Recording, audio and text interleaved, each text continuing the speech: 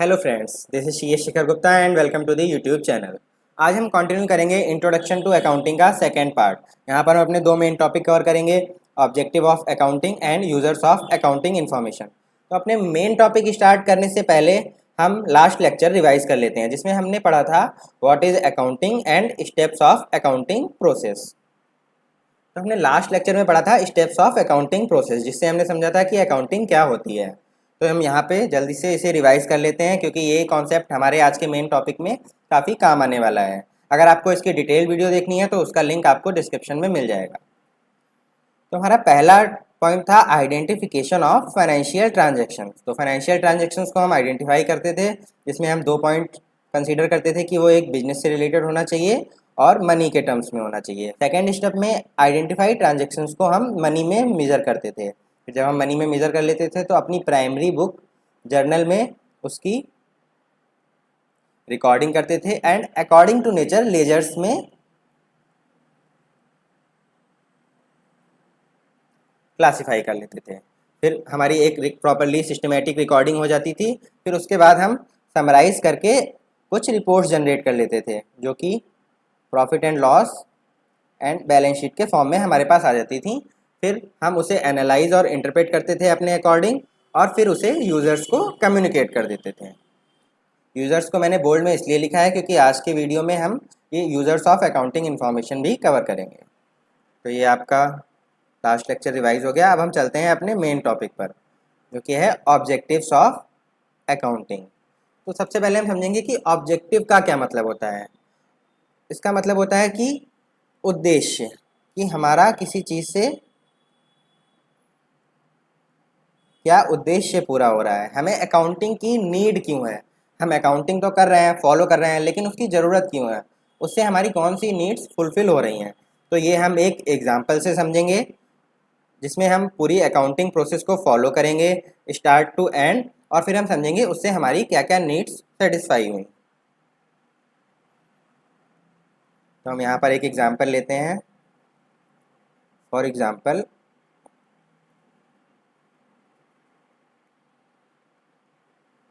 ये है रोहन, जिसने एक बुक शॉप ओपन की। हम इस एग्जांपल के थ्रू सारे steps of accounting process follow करेंगे। तो इस जब उसने बुक शॉप ओपन की तो उसके कुछ ट्रांजेक्शन्स हुए। तो पहला ट्रांजेक्शन था, उसने एल्मीरा एंड काउंटर परचेज किया 2000 का। कुछ बुक्स परचेज की 5000 की।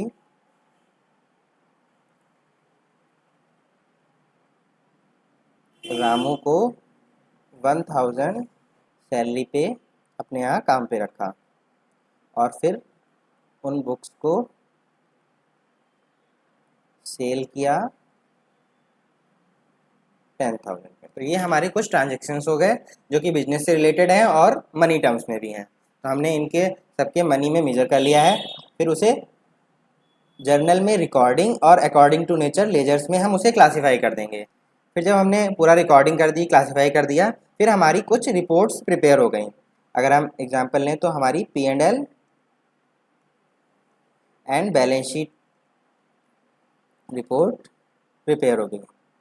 P&L में उसने 5000 की बुक्स परचेज की, 1000 की सैलरी दी रामू को, और 10,000 की बुक्स बेच दी। तो टोटल उसका प्रॉफिट कितना हो गया, 4000 का। और अगर हम बैलेंस शीट देखेंगे तो उसके पास एल्मीरा एंड काउंटर है 2000 का। ये अभी मैंने बेसिक समझाया है, इसे अभी हम डिटेल में आगे के चैप्टर्स में समझेंगे। यहाँ पर आपका कॉन्सेप्ट पूरा क्लियर हो जाएगा। तो हमारे पास दो रिपोर्ट्स जनरेट हो गई। फिर हमारे पास जब रिपोर्ट जनरेट हो गई तो हमने फिर उसे एनालाइज किया कि हम और यूज़र्स को कम्युनिकेट कर लिया। तो इस एग्जाम्पल में हमने पूरी अकाउंटिंग प्रोसेस को फॉलो किया। तो अब हम इस एग्जाम्पल के थ्रू समझेंगे कि हमारी कौन कौन सी नीड्स फुलफिल हुई। तो अगर हम सबसे पहली बात करें तो जो रिकॉर्डिंग वाला स्टेप है, तो हमारी सबसे पहली जो नीड्स फुलफिल हुई वो है रिकॉर्डिंग। जो भी हमारे ट्रांजैक्शंस थे या डेटा था वो एक जगह पे रिकॉर्ड हो गया। अब हमें उसे याद करने की ज़रूरत नहीं पड़ेगी।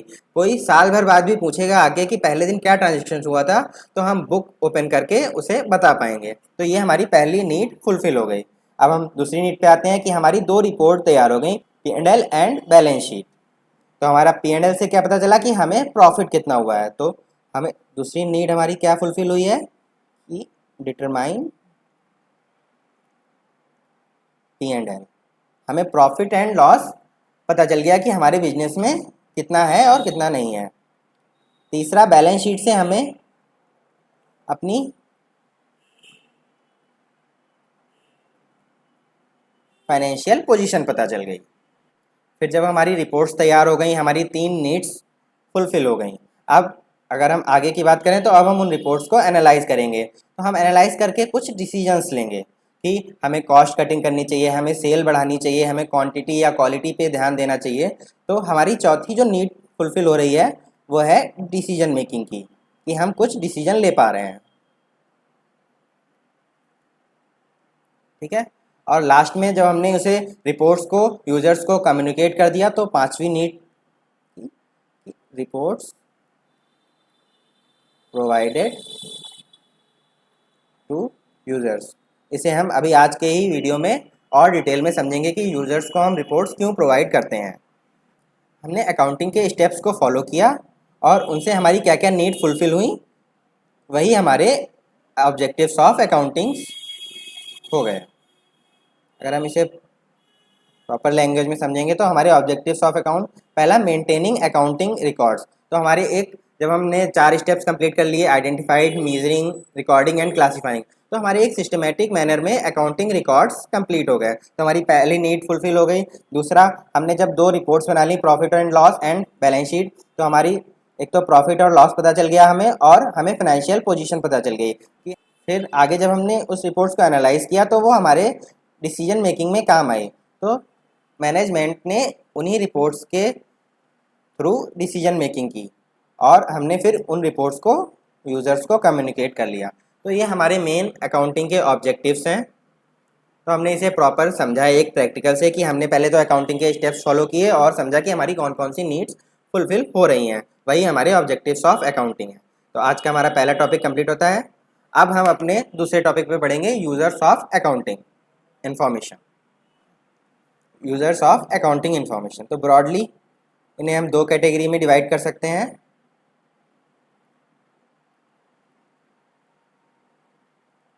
इंटरनल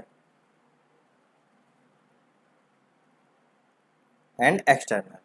तो इंटरनल यूज़र्स कौन होते हैं? जैसे हमारे एग्जाम्पल में रोहन, जिसने बुक शॉप ओपन की, वो इंटरनल यूज़र है। और एक्सटर्नल यूज़र कौन होते हैं, ये हम आगे समझेंगे। तो अगर हम इंटरनल यूज़र्स की बात करें तो मेनली 2 टाइप के होते हैं, ओनर्स एंड मैनेजमेंट। अगर हम स्मॉल बिजनेस में, जैसे यहाँ पे रोहन ने शॉप ओपन की, वही ओनर है और वही सारा मैनेजमेंट देख रहा है, तो यहाँ पर बाइफर्केशन नहीं है। लेकिन जैसे जैसे हम बड़े लेवल पे पहुँचते हैं तो वहाँ पे ओनर एंड मैनेजमेंट का रोल अलग अलग हो जाता है। तो हम यहाँ पे पहले समझेंगे ये लोग होते कौन है और इनकी नीड क्या होती है फाइनेंशियल इन्फॉर्मेशन से। तो ओनर वो होता है जो किसी भी बिजनेस में पैसे लगाता है, जो किसी भी बिजनेस में अपनी कैपिटल कंट्रीब्यूट करता है,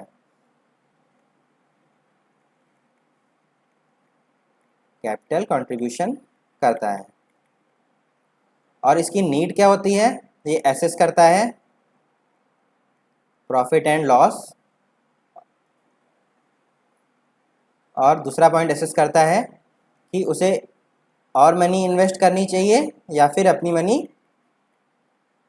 विदड्रॉ कर लेनी चाहिए। दूसरा होता है मैनेजमेंट।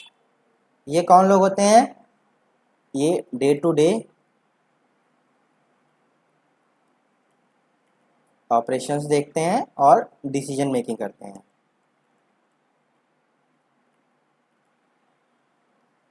ये फाइनेंशियल इंफॉर्मेशन के थ्रू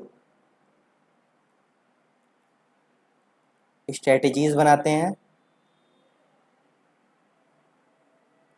और एसेस करते हैं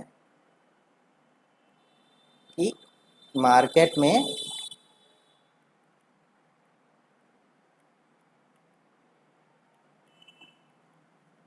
compete कैसे करें।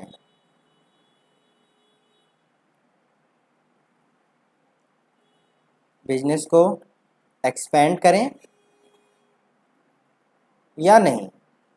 तो ये हमारे इंटरनल यूज़र्स हो गए, ओनर्स एंड मैनेजमेंट।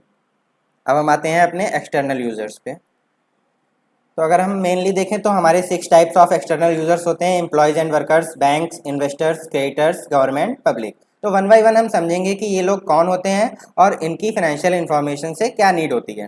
तो हम अगर सबसे पहले बात करें एम्प्लॉयज़ एंड वर्कर्स, तो हमारे एग्जाम्पल में जैसे रोहन ने रामू को एज ए एम्प्लॉय रखा 1000 पर मंथ सैलरी पे। तो एम्प्लॉयज़ होते हैं जो वर्क फॉर इंटरप्राइज, जो इंटरप्राइज के लिए काम करते हैं। तो इनका सबसे पहला पॉइंट होता है bonus,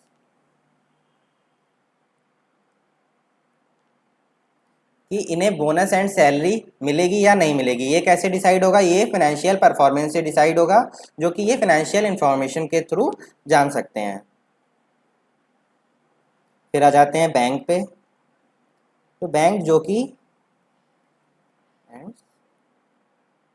money to the business. अब ये फाइनेंशियल इंफॉर्मेशन से देखता है कि बिजनेस की ability to repay the loan.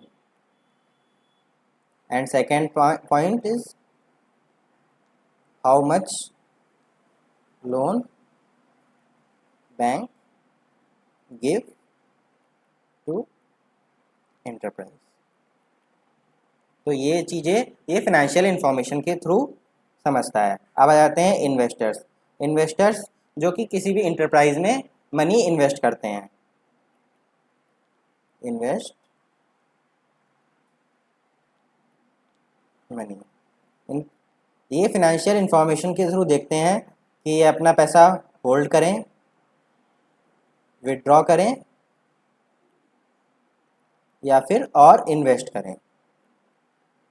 अब आ जाते हैं क्रेडिटर्स पे। क्रेडिटर्स कौन लोग होते हैं? जो कि किसी भी इंटरप्राइज को गुड्स सप्लाई करते हैं ऑन क्रेडिट।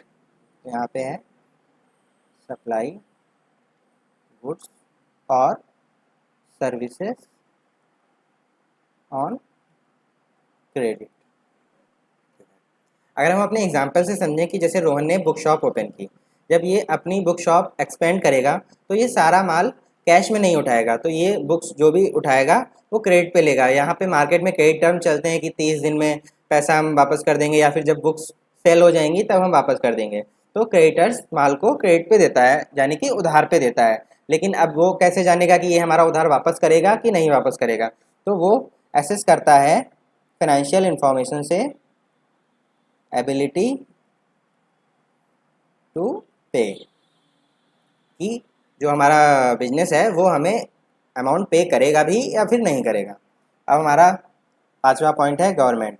तो इसमें various government bodies and authorities आ जाते हैं। तो ये एसेस करती हैं कि अगर बिजनेस प्रॉफिट में है तो उसका टैक्स असेसमेंट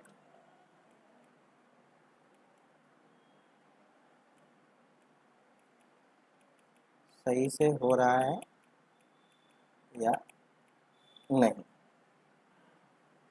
ठीक है। अब लास्ट में है पब्लिक।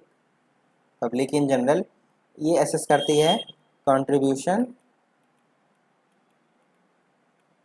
टू इकोनॉमी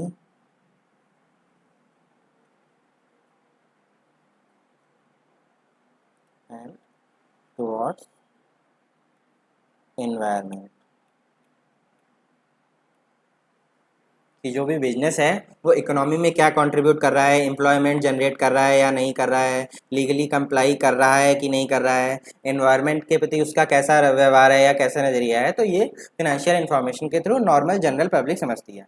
तो हमने आज समझा यहाँ पे कि users of accounting information, internal users और एक्सटर्नल यूज़र्स, दो टाइप के यूज़र्स होते हैं और उन्हें डिटेल में समझा। तो हमारे यहाँ पे आज दो टॉपिक कंप्लीट हुए, objective of accounting end users of accounting information.